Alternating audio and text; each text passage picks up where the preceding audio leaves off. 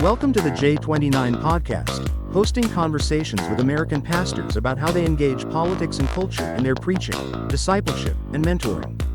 For more information on the J29 Coalition, visit j29coalition.com. Rich, thanks so much for being with us. Just as we start, why don't you tell us who you are, where you pastor, and the tradition that you're pastoring in? Yeah, man, my name is Richard Wesley Johnson, Wesley. The T is silent. It's a long story there, but my father is West Johnson, and he should have named me after him, but he grew up without his father, who he was named after, and he didn't want to pass on that legacy, if you will. So he named me after his brother, his grandfather, my mom's brother, and mom's father. So there's tons of Richards in the family. And lo and behold, I should have named my own child. I have three boys. None of them are named Richard, but whatever the case may be. One thing I did get from my father, though, was a call to ministry. So I grew up as a PK, vowed very much to not ever be a pastor. See how that worked out? Because I am a pastor. But one of my fondest memories is actually going around with my father to visit people in their homes and learning how to pray. The way he taught me how to pray was we would visit somebody's home, we'd be in a circle, and he'd say, okay, my son is now going to pray for you. And I'm like 12, 13, Wow. 14 years old, very, very young. And we would leave the house, and then he would say, okay, here's what you did really well, and here's where I would want you to grow. And one of the areas particularly that he wanted me to grow in prayer was to pray with my eyes open and to notice the things around the room. So when you look around somebody's room, there are pictures on the wall, there's phrases on the wall, there's things that are personal about this person on the wall, and to incorporate that in the prayer. So what he was teaching me was really how to intercede, to use my own spiritual intuition as I am praying for people. So although I did not want to be a pastor, he did train me very well. Yeah, wow. Here I am today. Yeah. Oh, that's amazing. So that was your upbringing. You're pastoring a church now. Tell us about that. Yeah. So I grew up in a traditional Black church in Gum Springs, Virginia. I went to a historically Black college in Atlanta, Georgia, Morehouse College, to be an educator. So I actually taught in the classroom for 8 years, while I also received this call to ministry during my sophomore year. And the particular call to ministry my sophomore year was to pastor a multiracial, multi-ethnic, multi-denominational congregation. I did not hear any of that. The only part I heard was that I'm supposed to be a pastor. So I was like, okay, great. I'll be a teacher and a pastor. My father was a social worker and a pastor. And man, I went on a mission trip to Kenya. This was I was in graduate school at William and Mary and attending a church in Hampton. And our traditional Black church did a mission trip to Kenya. And Black churches at that time, in particular, this is almost 20 years ago, more than 20 years ago, didn't really do cross-racial, cross-cultural missions. We were doing justice work in our own neighborhoods and cities, but not like overseas. That wasn't kind of a thing. But we did, and I was radically converted in my justice lens because I felt like there was a Christianity that was being presented in Africa that was not authentic to the voice and vision of Jesus. For example, we did a revival on the prayer of Jabez. I don't know if anybody remembers the prayer of Jabez. It's a little book. Yeah, Dave Wilkinson or something like that. And so we're preaching to rural Kenyans that God is going to enlarge their territory. And they are many of them are walking 2, 3, up to 5 miles to come to church. The church is on a dirt floor and a tin roof. And I'm like, something is wrong with this picture. Yeah. I am praying the prayer of Jabez for people who are just trying to figure out where they're going to get their next meal. And it was during that time that the Lord reminded me also of the vision to plant a multiracial church. So that was, man, that was in the year 2002 when God reminded me of that. We left our church in 2003, left the black church to attend a predominantly white church in Columbus, Ohio. Okay. How did we end up? How did we end up in Yeah. Columbus, Ohio? That's what everybody wants to know. How did we end up in Uh-huh. Columbus, Ohio?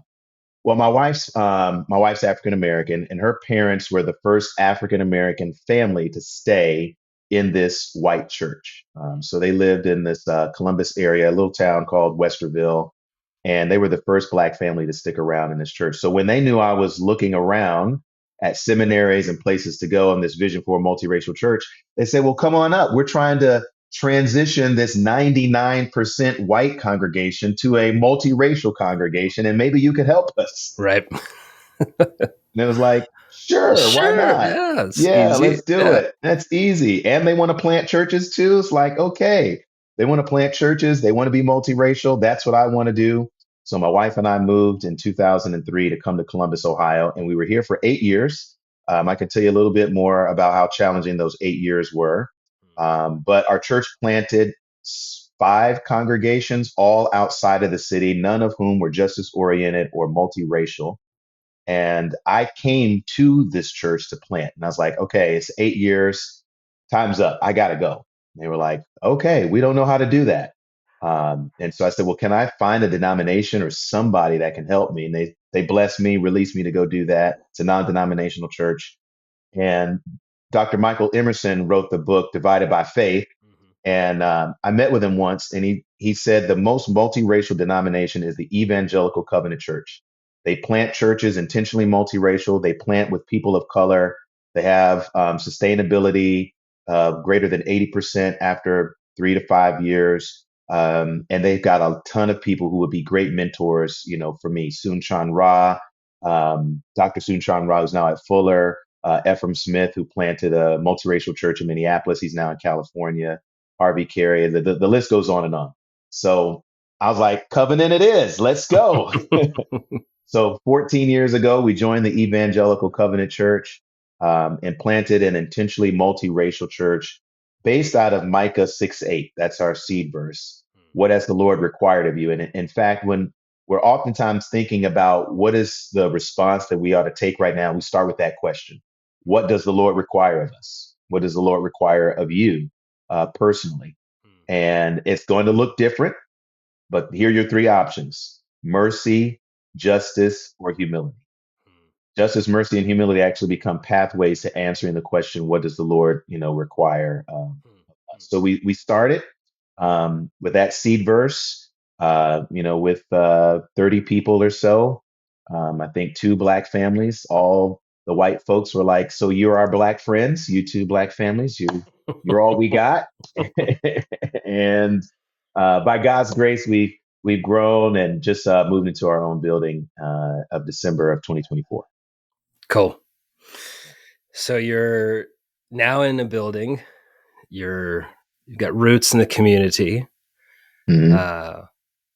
As you're pastoring in these here United States in the year of 2025, how are you, in your preaching and your teaching, your mentoring, how are you helping your people process the scriptures, thinking about Micah 6:8 and others, and applying that to what you're seeing today in your community? Yeah, well, it hasn't been easy. I will, say that for sure. Um, the year that Trayvon Martin was shot and killed, um, we had an intentional discussion as a church community. And the intentional discussion was with some friends of mine, Dr. Corey Little Edwards, who wrote the book, The Elusive Dream. And she's a professor at The Ohio State University who studies multiracial congregations. Chad Brennan, who leads a ministry called Renew Partnerships, which is a nonprofit that works alongside Christian colleges in particular, but also other Christian organizations around racial justice. And so the three of us had a conversation with our congregation um, about this murder of Trayvon Martin. And this is a year into the church, and I didn't realize until that moment how difficult it would be navigating issues of injustice. What was so clear to me as an act of violence and even terrorism was not as clear to other people in the congregation. And I wouldn't even say just a majority. It just wasn't clear to everyone. We all didn't see that incident the same. Yeah. And I realized how it could instantly polarize a community, ostracize and divide a community. I mean, honestly, Caleb, there were people who were on the side of we should wait and get more facts, who served as ministry team leaders, that people of color no longer went to them for advice, for prayer, or for counsel after that moment. Mm-hmm. And I didn't even know that for another 3 years. So it's like, hey, we're going to go pray with, so and so. It's John. Let's say his name is not his name, John. Hey, we're going to go pray with John. You just told me that you got this diagnosis. And they said, no, I'm not going to pray with John. Why aren't you going to pray with John? 3 years ago, when that Trayvon Martin situation happened, I realized that we are not on the same page. Wow. So if my son was shot, I couldn't depend on John to come stand next to me and pray with me. I'm certainly not going to pray with him now that I got this news about his diagnosis. Years had passed again before I even became aware of how divisive that moment, was. So it hasn't been easy, is all I want to say. It hasn't been easy, even with the dialogue and the discussion, the preaching. We've preached, on justice, particularly on Micah 6:8, around MLK weekend. So it's peppered throughout the year. We've also done 3 different custom curriculums addressing race. The third iteration we feel like is the most accurate one for us. We call it Dismantling Racism. It's not a requirement for membership, but it is a requirement for leadership. So if you're going to be a leader in the church, you got to go through the Dismantling Racism class so you can understand the dynamics of race in our community. Both our local community of Columbus, Ohio, as well as our church community that is multiracial, ethnically diverse. So, man, it's been painful. And there's been some times when I've cried. We've lost members that I've baptized, children, families that I baptized or dedicated their children, married, officiated the weddings of some of these folks who, particularly around was it 2016 election, and Donald Trump, that was another moment of divisiveness for our church where I didn't realize like, oh, wow, okay, yes, there is. I mean, I knew people, we didn't all see everything the same way politically. I just didn't realize how strong some folks were. They just weren't Republican. They were also MAGA supporters. And it was like, oh man, like one might look at my politics on paper and assume that I'm Republican because of my, conservative views. I tend to vote Democrat. And actually every election we do a sermon series around election, and I always put up who I voted for ever since I was able to vote. So I just share with people since the time I was 18, here's how I voted in the presidential election, each time. And it swings from Democrat to Republican to I didn't vote at all for either one of the candidates to, yes, I, voted, Democrat or Republican or whatever. So I just put that information out there, for folks. But man, 2016 was rough. You want to ask me why I do that, don't you? I Why do. do Yeah, you? you've hooked me. Say more. Well, I feel like everything should be on the table, right? Um, they say politics is something you shouldn't talk about at the dinner table or at church. Finances, something you shouldn't talk about at the dinner table or at church. But for me personally, this is a spiritual issue. It's a spiritual practice. To engage in our civic, world is a sacred responsibility. One that I firmly believe if they were able to in the first church, that they would have, engaged differently than the way, we read Paul advising people, to engage politically. So it's important for me to say this is on the table and this is part of our sacred responsibility. But also, I want you to understand when we say, my heart doesn't belong to whatever blue or, red, it bleeds purple. And it's like, okay, well, then tell me how you voted. Like, no, that's personal, that's private. I'm like, well, wait a minute. Jesus is your Hmm. king, not me, not the political party. So it doesn't matter, right? Hmm. Let's Hmm. just talk about it. Let's just talk about it. And then also to explain that there are going to be times when our politics on one side is very much aligned with the kingdom and other times when it's not. And we need to be honest about that. We need to be brutally, radically honest about where it is in alignment and where it is not. So if I'm understanding you right, putting the who I voted for since I could vote or started voting up on Mm-hmm. a screen, it sounds like one of the effects of that is it disarms the power because now we're able to talk about it out loud. That Mm-hmm. if we keep it hidden, then there's a power to it that's unhealthy or unchristlike. So just by saying it out loud brings it down a bit or puts it in its proper ordering. In the same way that I wouldn't have a problem saying this is what I ordered for dinner last night, or this is where Yeah. my family went on vacation.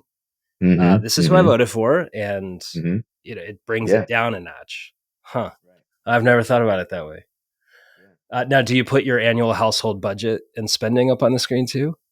You know what? I have in the next finance sermon series, you've talked me into it. You've Oh talked me no! into I'm feeling it. trepidation right now thinking about the voting thing, and I thought, what would I be less inclined to do? I'm like, I'm definitely not showing people my bank account.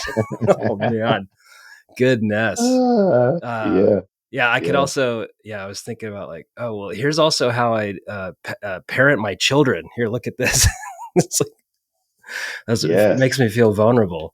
Oh goodness. It is. It is. Uh, It is vulnerable, and I think yeah. that we're not talking about this important subject because of how vulnerable it opens Yeah. us Yeah. to be. And vulnerability is one of the things we highly value, at Hmm. Sanctuary. And so my hope is that that carries over into these hard conversations.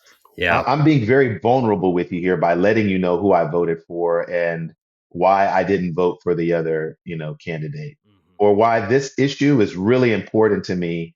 And even though the candidate I'm voting for disagrees with me on that point, I'm still engaged in the process, with this particular issue, even though the candidate doesn't support me. Yeah. Yeah. That's very vulnerable, to lay that out Hmm. there for folks. But I hope that it gives them a way to dialogue, and engage the political discourse with some humility. Yeah. That's good. So, as you're thinking about proactively discipling your congregation, helping them to have a robust vision of how faith and politics and civic life work together, what are some of the proactive things you're doing? You talked about the curriculum on race and racism. What are some other things that you've found helpful in pastoring your people? Listening. So we have this contemplative practice, um, called active listening, and so in the active listening, we take a posture to hear from someone, and their story. So we do this kind of regularly during the sermon. I'm sorry, during the Sunday service, where we make space to actively listen, to someone and their story, and just Mm, receive it mm, without mm, critiquing mm. it, without even responding to it. We receive it and then bless it. Like that's all we need to do. Um, so we try to build a rhythm of that, congregationally, again, as a way of opening ourselves up to somebody else's story to listen and to hear. We'll be doing that Mm. this Sunday. We're recognizing Juneteenth as an example, of that. So we do this with regards to race. We've done this with regards to, stage of life, with singles, with folks who have adopted or are fostering. We've done this across gender Mhm. to understand someone else's story across gender. But I think of what's get lost, particularly in this political discourse, is we lose sight of the individual person. We lose sight of people when we're talking about border control and deportation. We can treat these as like some isolated issues, but if we leave it there, we dehumanize the people that it affects and that it impacts. And so to hear someone else's story is to particularly humanize them, Hmm. right? We have a Spanish speaking congregation that meets in our building. And so we invited the pastor to come and share with us, particularly how he's leading his congregation through the current administration's, orders of deportation, where Hmm. 100% of his congregation is Spanish speaking, most of whom do not speak English at all. And for our folks to hear that his congregation has dwindled in its size on Sunday morning gathering because folks are afraid to leave their home is like a real life story. Hmm. And then he says, like, hey, we're still ministering. We go into people's homes now. But it is very real that they are facing that kind of threat. And some of these folks, most of them, they actually have a legal right to be here. They have cars, they have papers, but still the fear is there because of the targeting towards that group. Man, that shifted the congregation. Once I had that conversation openly with the pastor, folks started asking me, is it okay if I go to their worship service? Is it okay if Hmm. we provide some legal support? Do you think they need any medical attention? They started inviting me to become even more a part of their story.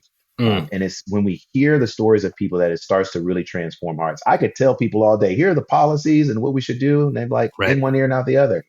But man, hearing his story was transformative. Hmm. Oh, I love this. So, real quick, thinking like pragmatically, how do you do the listening in the worship service? So we have a moment in our service that we call the contemplative moment. It's either right before the sermon or after the sermon. And that just gives us the space to do whatever kind of contemplative practice that we want to lead the congregation through. Silence, lectio divina, visio divina, active listening are some of the regular kind of rhythms that we've built in to the church. So in this active listening, it would be, hey, congregation, it's time for our contemplative moment. This is a time when we take about 5 minutes to actively participate with the Holy Spirit and what the Holy Spirit is doing in our lives. Today, we're going to do active listening, and Pastor Rich is going to interview the pastor from the Spanish speaking congregation that meets in our building. Mm. Love And that. so then Okay. it's as you hear them listening, also listen to what the Holy Spirit might be saying to you and inviting you to in response to their conversation. Oh, that's good. Huh. That's really good. So, shifting gears, let's imagine that a young person says, Pastor, I'm going to plant a church next year, Mm. 10 miles down the road. Hmm. And what coaching would you give me as I set out to plant a church kind of like yours? What would you tell me? Yeah, man. The first thing I'm going to invite you to do is to get outside and walk. Mm. Um, don't drive. Don't go look up data of this zip code. The first thing I would invite you to do is just walk. And if you could just commit one day, if you can't commit, every day, some portion of the day to go for a walk, I invite you to just commit one day to walk. Um, and don't set out on what you plan to do until you have walked the neighborhoods of that zip code where you are endeavoring to incarnate the gospel and the good news in that community. Hmm. Right? We love the translation, the Eugene Peterson message translation. Jesus moved into the neighborhood. Hmm. That's what he did. He moved into the neighborhood. And so many times church leaders are planting churches in communities where they don't live. Hmm. I Hmm. live in the community where I'm planted. It's it will take me 8 minutes to drive, and it will take me 35 minutes to walk and 15 minutes to bike. And I've done all of those to cycle. I've done all of those. And there are regular rhythms when I intentionally walk from my house to church, and intentional rhythms where we also prayer walk the neighborhood directly around the church and invite Hmm. members of the church to come do a prayer walk with us. So walking the neighborhood, there's no better understanding to contextualize how to contextualize the gospel than to actually be in the community. Hmm. I love that. And the reason why that's so important is because if you just Google data, all you're going to get is information, but you're not going to get any questions. So you're Hmm. going to read something like, oh, in this neighborhood, 34% of the homes are single family home or single parent homes. Hmm. And you're going to it's going to lead you to some conclusion like, man, marriage is not valued here. Kids growing up with single parents, et cetera, without any other questions. But when you actually walk the neighborhood, you'll see that a lot of these homes have multi families living in them. You'll see some families, particularly from the immigrant community, where they don't have marriage certificates on paper, but husband and wife, mother and father are in the home too. Hmm. But the stats don't show that. So again, Hmm. when you read the data, you ought to read it very, very critically, because I understand like a lot of church planners today, they're looking at data, to understand like the community and the neighborhood without actually being embedded in the community and in the neighborhood. Oh, that's good. That's the first thing I would invite you to do. And then the second thing is to contextualize what you are hearing from the bottom and not from the top. So again, the data, who's doing data research? Doctors, Right. city planners, it's not the people in the neighborhood. Right. So don't ask the question of the data about what the community needs. Ask the community what the community needs. Let them be the translators and interpreters of what it means to bring, good news here. Understanding that, yes, there is a kingdom of God good news that you are intentionally bringing, but they're going to tell you how to bring it. They're going to communicate to you what is needed, the kind of container you need to carry that good news in Hmm. for the neighborhood. That's good. So, just one final question. As you're thinking about the future and the next few years of pastoring in a season of toxic tribalism, culture war, political polarization, uh, what are you thinking about and praying through as you're looking towards the future? Yeah, one of the things I'm praying through is that we stay connected. Hmm. I think these things have just a high potential of disconnecting us, even and maybe even especially in the church. So right now, as our congregation tries to navigate how to speak into the war between Israel and Hamas, and particularly the issue that's taking place in Gaza, there are individuals in the church who are feeling burdened by this, but they are disconnected. And so, like, Hmm. one of the first things I will say when people bring these things, individuals breathing seat to me, I say, are you connected with so and so? Are you connected with so and so in the church? No. How about your community group? Have you shared this with your community group? I'm not in a community group. It's like, okay, I know you're probably gonna think that this should be like number 3 or 4 on the list of how we address this, but this is actually like number 1, Hmm. is that you be connected with other people who share that passion and cause. Otherwise, you will continue to drift. Hmm. Um, so to be connected with one another, I need you to be connected in a small group. I need you to be connected with other people who are passionate about this with you. And the third thing is really, I need you to stay connected to Jesus, because Jesus is going to help you get through it. Hmm. Our sermon earlier this year for MLK weekend was, "We've been here before." Hmm. We, as the church, have been here before in times of political discomfort. The church in America has been here before in times of political discomfort. And there will probably come a time in the future where we will say, you know what? We have been here before. So Hmm. we don't have to lose our minds. We don't have to lose our focus. We don't have to lose our footing, because history suggests that we have been here before. So what can we learn from history and how we navigate this well so that we stay connected to God and stay connected to one another. Yeah. That's good. That's good. Rich, thank you so much for being with us. Hey, it's been great. Where can people find you and your work? Our church is sanctuarycolumbus.com. Why isn't it .org? Argue with me later. Okay. .com, sanctuarycolumbus.com, and then personally on Instagram at Rich Johnson Online. Go. Thanks so much for being with us today, bro. Thanks, Caleb. Thank you for listening to the J29 Coalition Podcast. For more information, visit j29coalition.com.